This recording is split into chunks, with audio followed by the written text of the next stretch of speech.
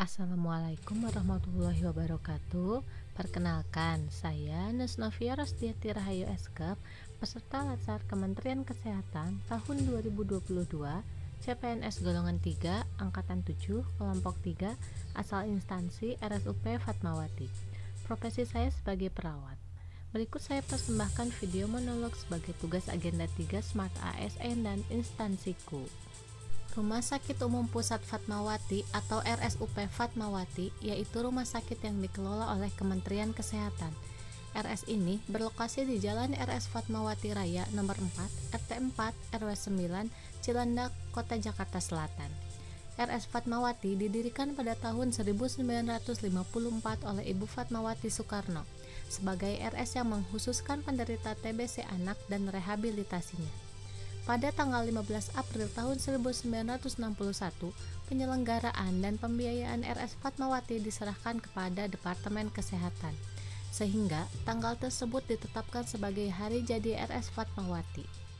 RSUP Fatmawati dilengkapi dengan fasilitas modern guna menunjang proses penyembuhan, perawatan, dan pemulihan pasien. Visi RSUP Fatmawati yaitu menjadi rumah sakit dengan pelayanan multidisiplin yang handal bagi masyarakat. Misi RSUP Fatmawati yaitu memberikan pelayanan pendidikan dan penelitian yang berfokus pada pasien, berkualitas dan berintegrasi, meningkatkan inovasi dan produktivitas kinerja berbasis kendali mutu, kendali biaya, menyelenggarakan tata kelola klinis dan manajemen yang baik, mengembangkan sarana prasarana sesuai perkembangan ilmu pengetahuan dan teknologi kesehatan terkini. Moto RSUP Fatmawati yaitu percayakan pada kami. Tata nilai dari RSUP Fatmawati yaitu proaktif. Akronim dari peduli, profesional, integritas, komitmen, teamwork, dan inovatif. Berikut merupakan direksi dan jajarannya. Direktur utama yaitu Dr. Andi Saguni MA dan dibantu dengan dewan direksi lainnya. Berikut saya tampilkan struktur instansi RSUP Fatmawati. Terdapat 21 KSM yaitu Kesehatan Anak, Bedah, Obstetrik dan Ginekologi, Penyakit Dalam, Ortopedi, Traumatologi, Bedah Syaraf, Rehabilitasi Medik, Jantung dan Pembuluh Darah, Mata, Kesehatan Jiwa, THT, Paru, Anestesiologi dan Terapi Intensif, Kulit dan Kelamin, Patologi Klinik, Patologi Anatomi, Neurologi, Radiologi, Gigi dan Mulut, Umum, dan Gizi Klinik. Terdapat 12 instalasi yaitu instalasi gawat darurat, instalasi rawat jalan, instalasi rehat medik, instalasi bedah sentral, instalasi rawat inap, instalasi rawat intensif, instalasi laboratorium, instalasi radiologi terpadu, IFPJ, instalasi farmasi, instalasi rekam medis, dan instalasi gizi. Dan terdapat 4 unit yaitu unit transfusi darah RS, unit dialisis, unit kardiovaskuler, dan unit promosi kesehatan.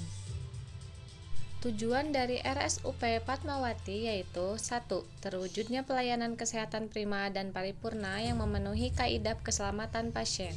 Kedua, terwujudnya pelayanan rumah sakit yang bermutu tinggi dengan tarif yang terjangkau bagi seluruh lapisan masyarakat. Yang ketiga, mewujudkan pengembangan berkesinambungan dan akuntabilitas bagi pelayanan kesehatan, pendidikan, dan penelitian. Yang keempat, terwujudnya SDM yang profesional dan berorientasi kepada pelayanan pelanggan. Yang kelima, terwujudnya kesejahteraan yang adil dan merata bagi seluruh sumber daya manusia rumah sakit. Terdapat 3 fungsi perawat yaitu independen, dependen, dan interdependen. Fungsi perawat ini dijalankan sesuai dengan perannya dalam memberikan pelayanan keperawatan dan disesuaikan dengan kondisi real dari pasien.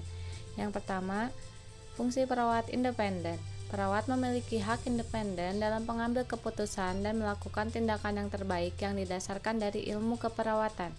Yang kedua, fungsi dependen yang membuat perawat dapat menjalankan perintah dari dokter seperti pemasangan infus, pemberian obat, penyuntikan, dan sebagainya. Yang ketiga, fungsi interdependen, yaitu dalam fungsi ini perawat dapat melakukan kerjasama dengan berbagai pihak lain yang terlibat dalam usaha memberikan pelayanan kesehatan terbaik, seperti dokter, ahli gizi, fisioterapi, dan para ahli untuk memberikan tindakan keperawatan terhadap pasien. Selanjutnya, saya akan menjelaskan peran perawat. Peran perawat yaitu 1. Sebagai pemberi asuhan keperawatan.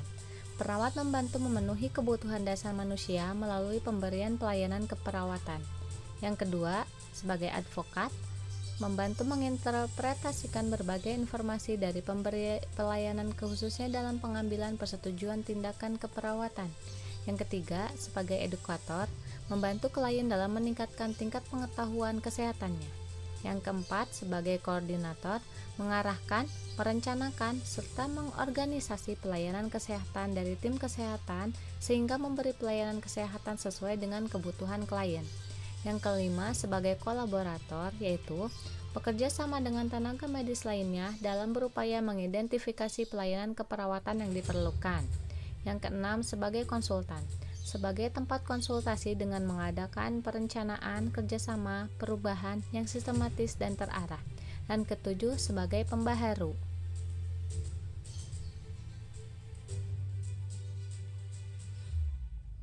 Wujud nyata Smart ASN yang dapat saya lakukan yaitu memanfaatkan teknologi yang ada, yaitu penggunaan aplikasi SIM RS Ghost, di mana aplikasi itu digunakan untuk pencatatan segala sesuatu tentang pasien, mulai dari identitas pasien, riwayat penyakit pasien, kunjungan yang telah dilakukan pasien, perawatan dan pemeriksaan penunjang yang telah diterima pasien.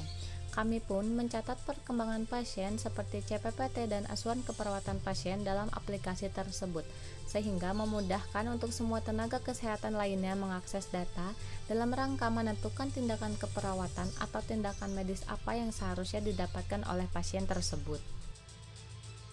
Sekian dari saya, terima kasih sudah menyimak. Wassalamualaikum warahmatullahi wabarakatuh.